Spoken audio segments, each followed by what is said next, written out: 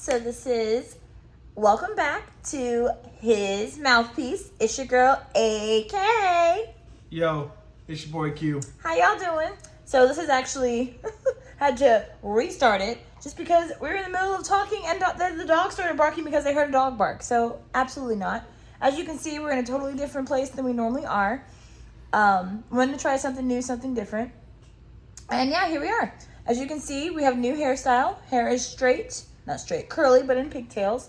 It, like I said, it was in some, I had them like just out and curly, and hubby thought it was ridiculously crazy, so he told me to change it. So I like a changed Pippi it. Longstocking. But it wasn't a cute Pippi Longstocking, so I changed it. But yes, y'all, we're on episode 33, y'all. 33! So excited. So this episode, it was episode 33, and this episode is titled, They Will Tell Our Story and God Will Get the Glory. So this past weekend, we watched a movie. So let me just go ahead and tell y'all. I am the movie picker in the family. When it's time to have movie night, your girl chooses the movie. He has chosen the movie on some occasions, and sometimes they're good. Sometimes. But 9 times out of 10, when I choose a movie, it's really good. Hummus. It's really good. And this Dig one it. was interesting though, because for this one actually had been one of the movies that we wanted to watch, but because we saw like there wasn't even a trailer. It's just we read about what it was going to be about, and we just assumed it was going to be a sad movie. So over spring break, I was like, the Holy Spirit said watch this movie, so I watched the movie. Girl, I watched it. I was like, you gotta watch it. So on Sunday, I made an executive decision. I was like, you're watching this movie. It wasn't Sunday. Oh, It was Saturday. Saturday. Okay, Saturday. You're watching this movie. Made me turn off OJ. I sure did. Because he's seen it like 15 million thousand times. But have y'all seen American Crime Story, quote OJ? It's a great story. Ridiculous. You quote it. We know we did it, and now he's dead. But with regards to that, Rest in peace. yes, rest in peace. I told him we needed to watch the movie. So I'm not going to tell you, okay, I'll give you a premise of what it's about, but I'm not going to tell you, just go watch it. It's on BET+. The title of the movie is called The Final Say. And basically it's about a husband and wife that get together through a blind date. Husband and wife. Man and woman get together through a blind date. They hit it off. They get married. And of course, like anybody who dates and gets married wants children. So I think they have one miscarriage, and then it's 10 years of marriage, and they get pregnant again. And wife is excited, husband's excited, and it just so happens that weekend they're gonna have a celebration of their 10 years of marriage. But the wife asked the husband, please let's not say anything because of what happened last time. Let's just keep it between us until we hear like everything is good. So lo and behold, the party happens, and the friends come, husband gets excited, and he lets it slip that they are pregnant, tells everybody. Of course, everybody comes up to her and tells her, oh my God, congratulations, we're so happy for you. And so pretty much with that one, sometimes what happens, she wasn't pregnant. So it just from that, I'll just stop there. It's like cliffhanger. Yes, I'm moving on to cliffhanger. But how the story takes off from there, let's just say you can't even picture how it takes off, because we're watching it and we were talking about it back and forth, and there's one part one part of the movie I was like, no way. And then at the end, they got my husband. He was like, what? Like they got him. So basically throughout the movie, what the theme is I was hearing is that everything that we're going through is going to be for these kids. Like these kids are going to get to tell they are going to be the proof. They're the faith that came through because we believe that God was going to do what he said he was going to do. Because I do believe that he's going to do what he said that he was going to do, and he's going to get the glory. There will be no one else that'll be able to tell me that it happened because they did it. I'd be like, no, you didn't. It was God who did it. And they will get to tell the story. And I'm just excited. When I saw that, I was like, that is so true. Like, they will get to tell our story. They get to tell about us and everything that we have gone through and what led to them. And to be able to be a part of that and then pass that on to their kids. And then I was telling my husband, I said, we are so fortunate that God chose us to have the story. Nobody in our family has a story like this, right? Like, that has waited this long and has... No, we are that special, even though it seems so crazy and it seems tiring at times and it seems frustrating at times, but at the same time, it's exciting because it's like, while we don't know where that story is going to insert them, we do know that they will be here in his time, but that's our story that nobody else has. Nobody else can say, well, I waited such a... No one can say that they have waited as long as we waited, have gone through what we have gone through, and to be able at the end of it, this is what you get. So I'm just excited, y'all. I'm excited. I saw that and I was more inspired than anything. It warmed my heart. It really did, because it just was another way of God saying that I got you.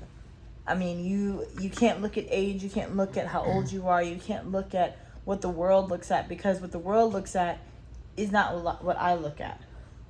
And he's got us. He's got us. He's absolutely got us. So in the meantime, we just focus on each other.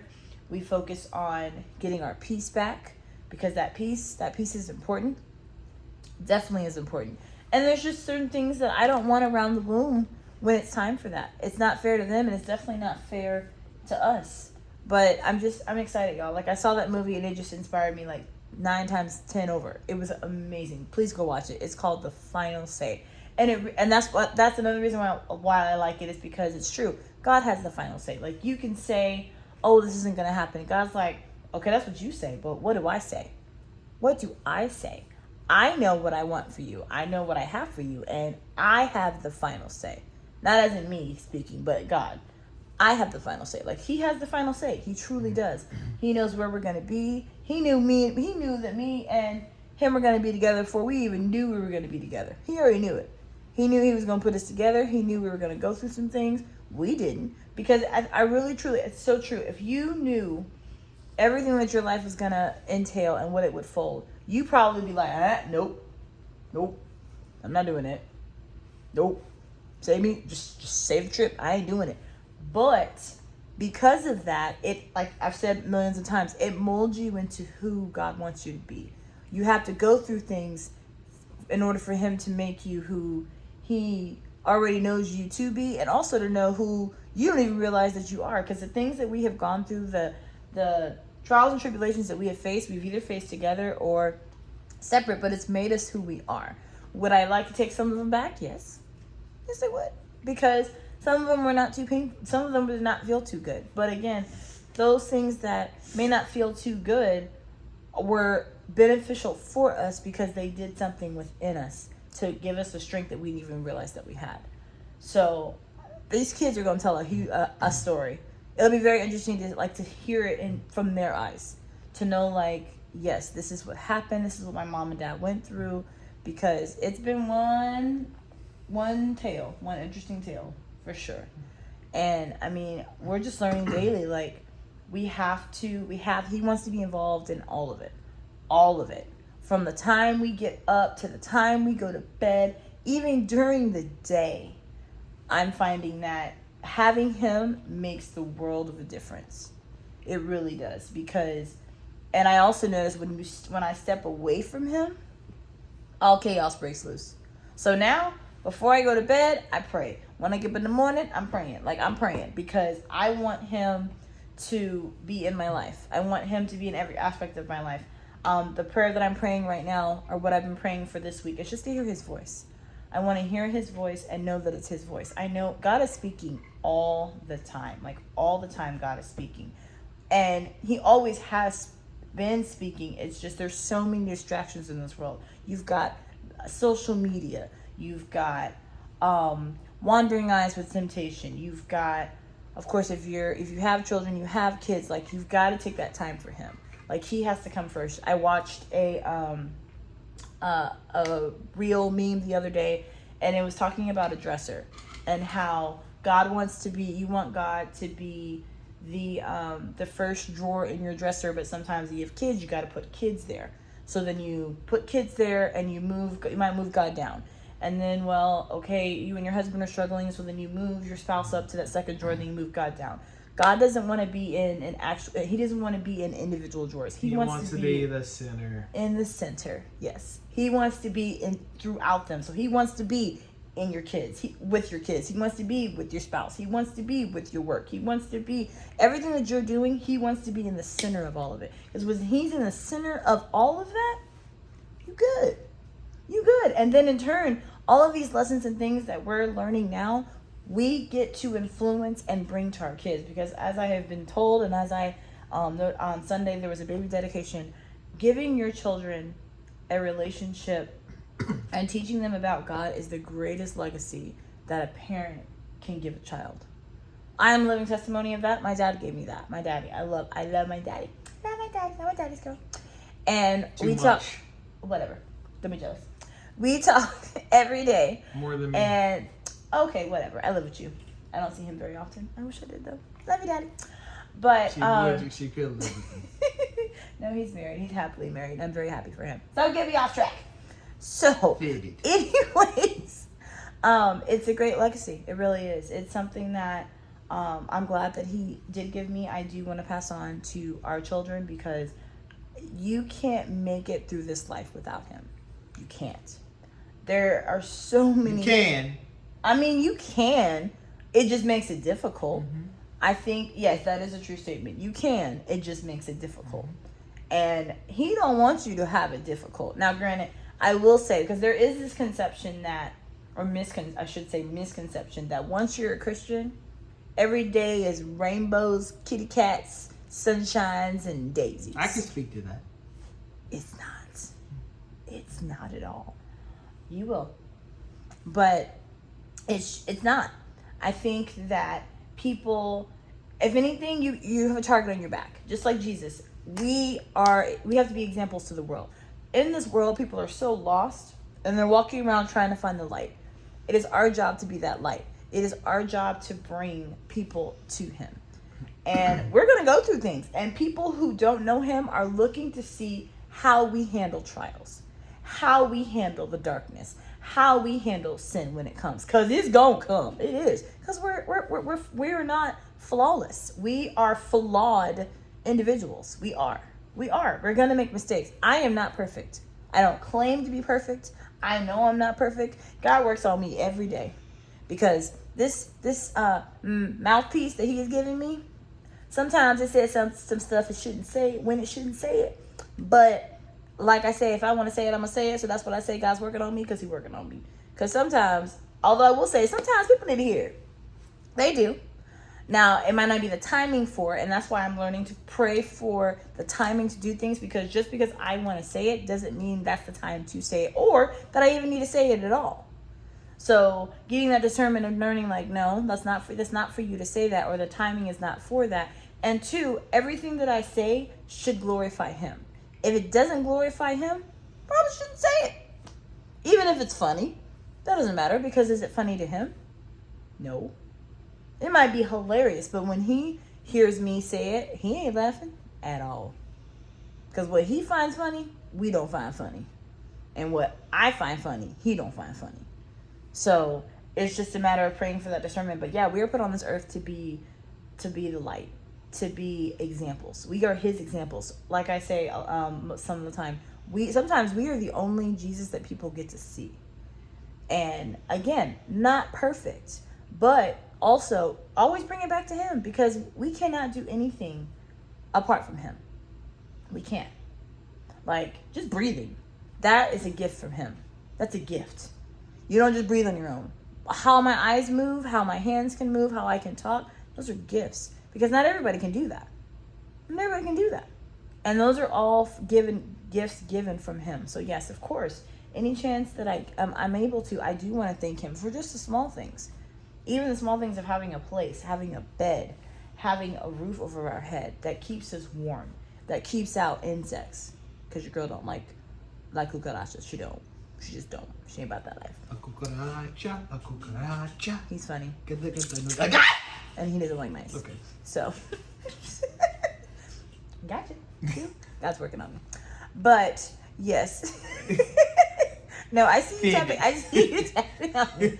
But yes, it for sure, it's definitely something that we are called to be. And I know for this, that's why I know I had to put this on YouTube. So this episode, this one, moving forward, they will be on YouTube. So I'll put them on YouTube, and also I'll continue to put them on Facebook and Instagram.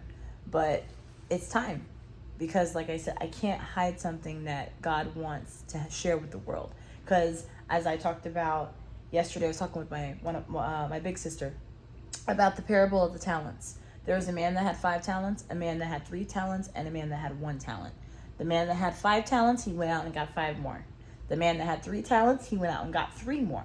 The man that had 1 talent, y'all know what he did? He hid his. So then the master came and wanted to see what had been done.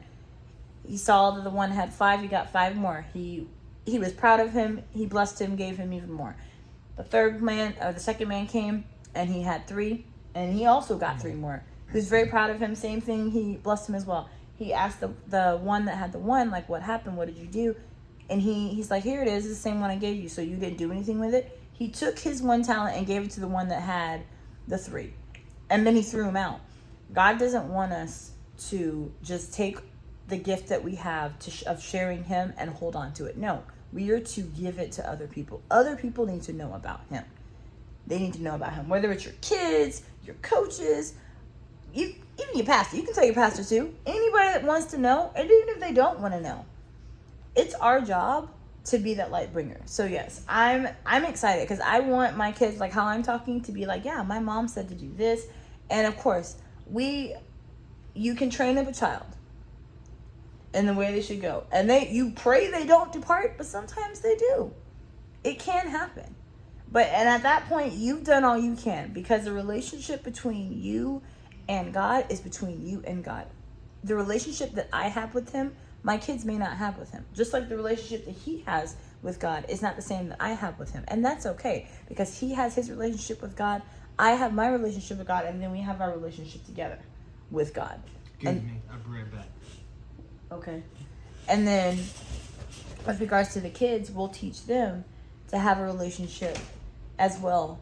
And of course, they'll have their own of what they want to have a relationship with, but it'll be up to them. So I'm just excited, y'all. Like, when that came to pass, it made me, it was almost like God confirmed for me that, for one, I got you. 2, all of this has not been for naught. Because sometimes when you're going through something, especially with trials and tribulations, it can feel daunting, frustrating, and you're just like, when is it going to end? Like, we've been in this for so long. When is this going to end? And it's just like, I got you. It's not going to last forever. Yes, your story is unique, but your story is uniquely yours. And your story is going to be for my glory. And the amount of people that it will bring, that will hear this story and what it has a tendency to do is amazing. I'm so excited. Do you have anything to say, love? I lost my train of thought. Oh, that's what it was, yes.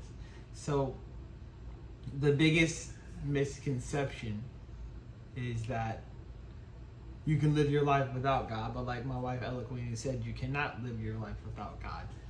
You need him in every asset, in every way, every manner of your life. I'm gonna tell you a story. So, I like to have things my way. I like it instant oatmeal. 2 minutes. I want it my way. All the time. The vehicle I have outside is a perfect example. Sure is. I wanted a truck so bad that I did everything I could possible to get a truck. I did everything. I tried to trade in mine. It didn't work. It didn't work. Nothing like that. The Jeep that I had, it didn't work. The Jeep that she's currently driving right now, that didn't work. There's nothing wrong with it. There's nothing wrong with the vehicle. He just didn't want it. No, I just didn't want it. So, I waited, and then not long enough, but I got it, with the blessing of her vehicle that was almost paid off. So you're his wife. Yes. His wife decided to say yes. Yes. But I say that to say this. you have to learn how to wait and be patient to whatever that you're waiting for, because it may be that you may supposed to have what you need, but then God is also saying, wait on me, because his timing is perfect. Our timing is not perfect. His timing is perfect. And if we wait on him with the things that we need, he'll give it to us in the right timing. And then it'll be the right time for you to have it, because you'll be financially stable or what have you, or anything like that, or in the right headspace. So, yes. And to that, I think it just brought up a point. You can't allow your emotions to get in the way, because they can. The heart is a selfish thing. Mm-hmm. The heart wants what the heart wants. Yep. Mm-hmm. And a lot of times the heart wants it right then and there, and you don't even, your mind is like, hey, we don't need this. Mm-hmm. But your heart's like, yes, you do. You really do want this. Like, this is something you've dreamed about. You can see yourself with this. This is what you want. But no, like, you have to, and that's where prayer comes in. That's where having that relationship, because yes, we all want nice things. We all want to have those nice things. But the deferred gratification, there's nothing wrong with it. It doesn't make you weak. It doesn't make you any less than anybody else that got it beforehand. But I will say, when you work for something, when you wait for something, like truly wait for something, in my opinion, you appreciate it a whole lot more. A whole lot more. It's like this place. We waited for this place. We waited, and we didn't settle. Yeah. And we waited, and this fell right into our lap. This was our ram in the bush. And even, yeah, it was, because we weren't looking for the, we had found another place that we really wanted, and we wanted to have that one. And for whatever reason, it kept falling through. And I was like, okay. And then this one we were going to look at that day, but it was closed, and he just happened to come by. And we had looked at 2 apartment complexes that day. We had looked at one up the road, and another one up the road too. And the one we looked at, the first, my wife said, "Oh no, because they got birds there. They got nests." It was nice, but I didn't want to deal with birds. It was nice. It was very nice, but it was expensive. Yeah, it was going to be expensive. And we looked at it, it was like, oh no, too much.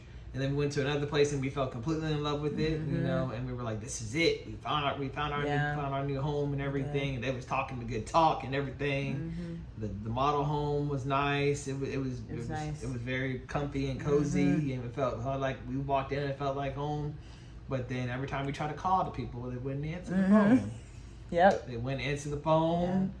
And we kept on calling, and they told us one thing with the price and this thing with the price, and at this point we were like, you know what, it's not even worth to be. And then we drove by this place, and we weren't even looking at this place, you know. And then there it was, right there, fell right into our lap. It was the ram in the bush.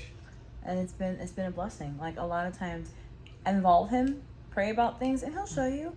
He will show you. Like, you can think it's one thing, and it turns out to be another. So this waiting, I know it hasn't been for naught. I know it hasn't. It's been hard. It really has.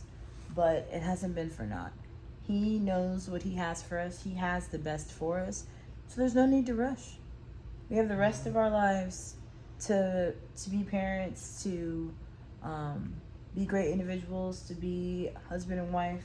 So now we just focus on his timing and what he has for us. Because we know he has amazing things in store for us, and us together is a force to be reckoned with. We know that, and because we know that when you're a force to be reckoned with, you're even more of a threat, because while there is God, there also is the devil, and he doesn't want to see us win. He doesn't want to see anybody married win. He doesn't want to see anybody that has the potential or believes in God to win. He doesn't, and we rebuke that. Because no, I want all that God has for me. I want everything that he has for me. I want everything that he has for. I want my husband to receive everything that God has for him. Like, I want to see him win.